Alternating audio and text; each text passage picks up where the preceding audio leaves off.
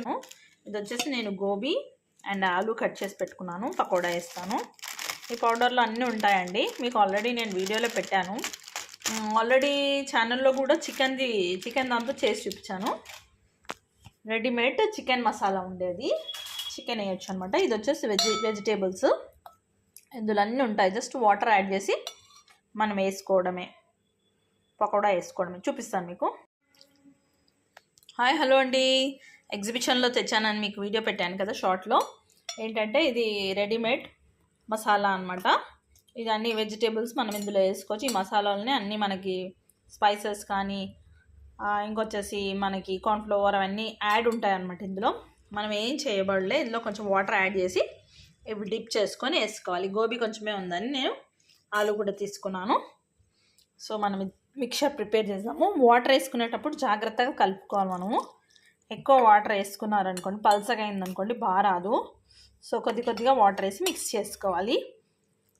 కొందరు ఈ మిక్చర్ని కూడా ఇంట్లోనే రెడీ చేసుకుంటారు, అలా రాని వాళ్ళకి ఇది బాగా యూజ్ అవుతుంది అన్నమాట. మనకి రెడీమేడ్ మిక్చర్లో మనం వాటర్ చూస్తూ కలుపుకోవాలి. ఇందులో కార్న్ఫ్లవర్ అదంతా ఉంటుంది, కొంచెం జిగురు ఎక్కువ ఉంటుంది అన్నమాట. మనం చూసుకుంటూ వాటర్ కొద్దిగా యాడ్ చేసుకుంటూ కలుపుకోవాలి. పల్చగా కావద్దు, మనకి జిగురుగా ఉంది. ఇది మిక్స్ చేసేటప్పుడు అందులో ఉండే ఇంగ్రీడియంట్స్ కార్న్ఫ్లవర్ ఉంటుంది అనుకుంటా, అందుకనే మనకి ఇలా జిగురుతనం వస్తుంది అన్నమాట. ఇలా లమ్స్ లేకుండా కలుపుకోవాలి మనము బాగా.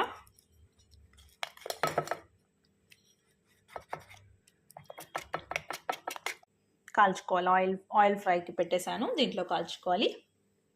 మనకు మిక్చర్ రెడీ అయింది కదా, ఇందులో డిప్ చేసి వేసుకోవాలి అంతే.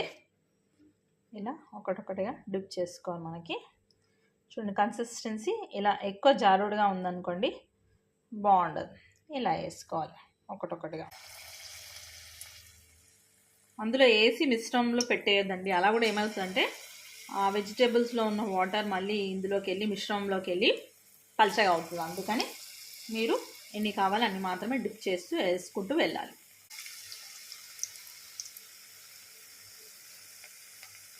అంటే వంట రాని వాళ్ళు కూడా మనం ఈజీగా మిశ్రమం తెచ్చి వేసేసుకోవచ్చు అనమాట. వచ్చిన వాళ్ళు ఎలాగైనా చేస్తారనుకోండి, రాని వాళ్ళకి బాగా యూజ్ అవుతుంది. బయట ఉన్న వాళ్ళకి కూడా వాళ్ళు ఇవన్నీ కలుపుకునే అవసరం లేకుండా రెడీమేడ్గా ఉంటుంది. ఇది తిని చూస్తే చాలా టేస్ట్ కూడా ఉంటుందండి. ఐ థింక్ ఇందులో టేస్టింగ్ సాల్ట్ కూడా ఉంటుంది. ఎక్కువ తినవద్దు, ఎప్పుడైనా తినొచ్చు మనం.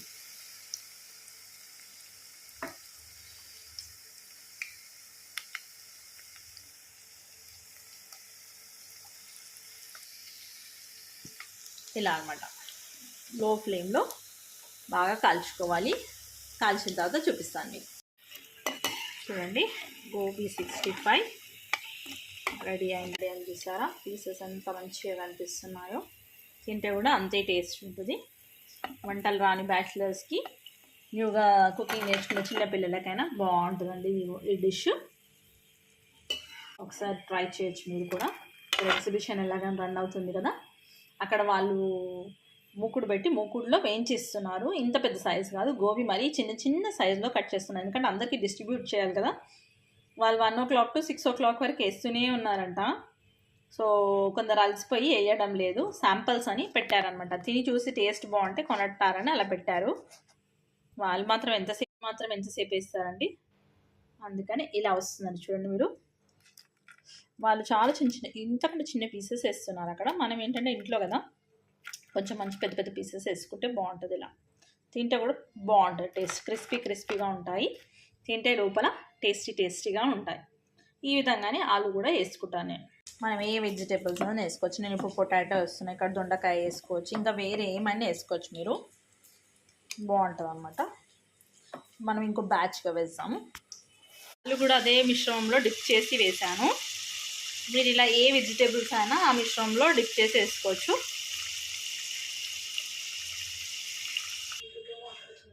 చూడండి గోబీ 65 ఎలా రెడీ అయిందో చూస్తుంటేనే కలర్ఫుల్గా టెంప్టింగ్గా ఉంది తినాలని. క్రిస్పీగా ఉందండి, చాలా క్రిస్పీగా ఉంది. చూడండి క్రిస్పీగా ఉంది. అండ్ అలానే ఆలు కూడా యాడ్ చేశాను. మీరు ఏ వెజిటేబుల్స్ అయినా యాడ్ చేసుకోవచ్చు. Please subscribe my channel. Please subscribe my channel. Thank you for watching. Thank you for time.